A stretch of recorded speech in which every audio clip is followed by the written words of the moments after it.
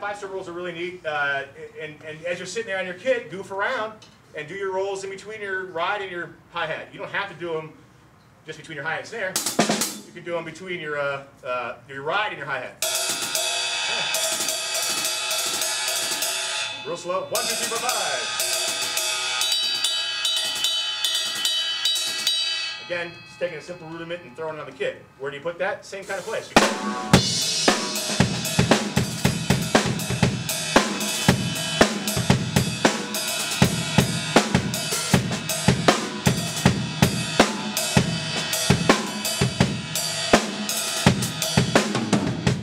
So it's pretty cool. And then, of course, if you're hitting your hi-hat going on 1, 2, 3, and 4, you'd have to stop it to get that little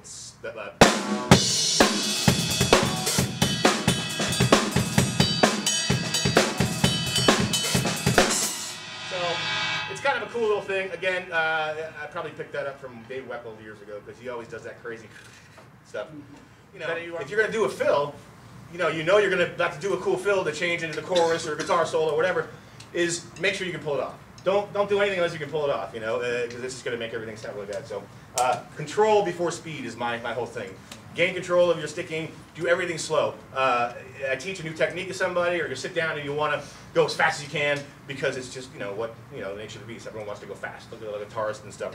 So, so my thing is control before speed is really I push it heavily. So if you walk away with anything tonight, go slow as you can with anything because if you're trying to read a rudiment or read a drum beat or a groove out of a book and you're like I can't get this. This really stinks and da da da da. I guarantee you, if you go really slow, you're gonna get it. I mean, even if you're like 1, 2, and 3, and 4, and whatever, if you go slow, you're gonna get it. So control before speed is definitely very, very, very important. So try to get used to playing your hi-hat on 1, 2, 3, and 4. Even on your most basic grooves, you're playing a straightforward beat. Just try to get that to go. Even if you're playing slow, 2, 3.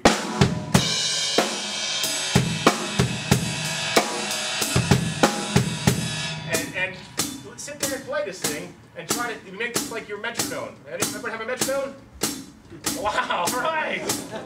Cool. Not many drummers have those or know what they are. So keep this going on 1, 2, 3, and 4 and sit and just play 16 notes right at toms, you know?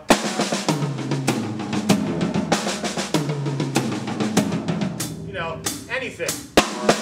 Your rudiments, parados. Get your left leg, get the independence going. Start doing something with this thing. Hey. So it's not like a foreign object to you because it's difficult as a drummer to get all 4 of your limbs to do different things at different times, right? Right, you agree? Okay. So that's a very hard thing to do, and I think that's probably what troubles a lot of drummers. So get used to playing that with your basic fills, and also in your beats. So if you're playing a beat, and then you break into a drum fill, keep the hi-hat going. Try to keep that like it becomes like your second nature. My foot's just going and going all by itself.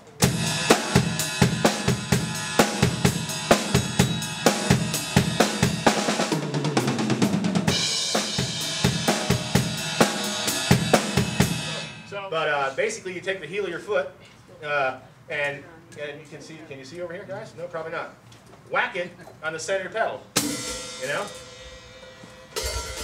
I'll just bring it over there and show you. Can you see that? It's Velcro to the floor. All right, so yeah, heel your foot and just whack it. Okay, yeah, that's pretty cool. So, but you're gonna do that on 1. So on the and of 1, or whatever beat you're on the and of the beat, you'll close it. So 1 and 1 and 2 and 3 and 4 and that's pretty neat. And again, you got to get your all 4 down first before you can attempt to do that. Ah, nice. I'm glad I brought my own cymbals. So if you can get that down, 1 and 2 and 3 and 4 and that's really neat. And all of a sudden it adds a lot more flavor to your groove or your beat or whatever you're playing. Or if you're soloing or whatever. It's really cool sounding. So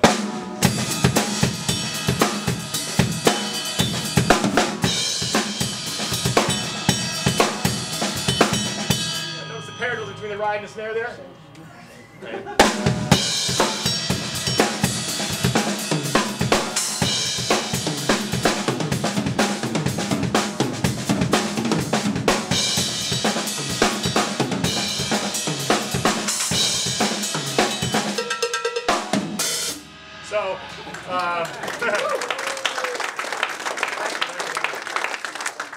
where I was going with that is everyone's heard drummers get up on stage and do a drum solo live in concert, right?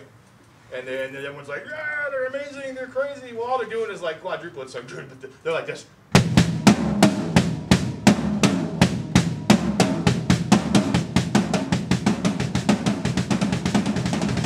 Like, you know, half an hour, and everyone's like, yeah, oh my God, have you seen that guy do it before? He's so good. But anyway, so I definitely like quadruplets, and I have fun with them. But again, I'll use that in a fill, or in the middle of a groove, you know, do a quadruplet fill. But as an exercise, again, to get your hands and feet working together and get yourself around the kit, do them, because they're cool in your drum room. So, when I was a young kid, I have a nice long story for you.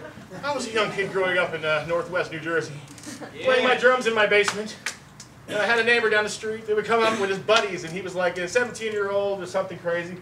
And I'm like, you know, Mr. 12-year-old sitting in my basement drumming, and the little windows that are like right on the ground in basements. Yeah. Anyone that live up north? Anyway, so he'd be peeking his head in and bringing his friends up. Check this guy out! Oh, he's amazing! Anyway, he brought me down to his house one time and said, dude, you gotta listen to John Bonham, and he played Moby Dick for me over and over and over and over again, like 1,000 times. So he made me learn how to play a triplet for him, so I could show all his friends how to do triplets on the drums. So, which I really like. I think they're really cool because again, you're incorporating your hi-hat.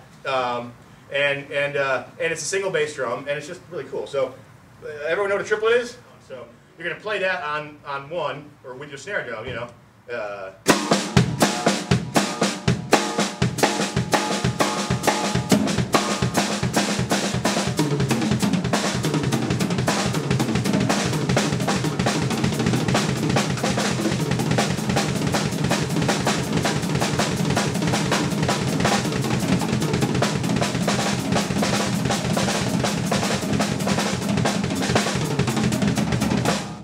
Don't go.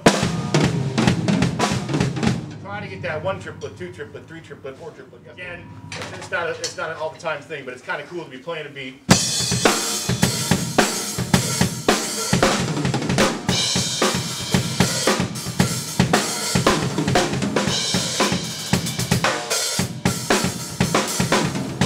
So playing triplets tastefully, once you work out the exercise and work out that pattern, it's like, hey, you know, you start getting all these little cool licks, like that leads right into timing. Obviously, is extremely important. When I see drummers, a lot of times they'll be playing a beat, you know, they're playing a simple, you know, straight beat, and they'll play the fill. It's like, and it's like you just gotta lock in your time. You gotta just think about 1, 2, make that fill go 1, 2, 3, and 4, and come back in on 1. Timing is huge, huge, huge. Because if you're in a band or you're playing along with musicians, they're counting on you to be the guy to keep that time. So if you do a fill like that, where's everybody else? They're going to be all off. And anyway, so timing is huge. Make sure that you practice sitting there. If you're not playing along, just say 1, 2, 3.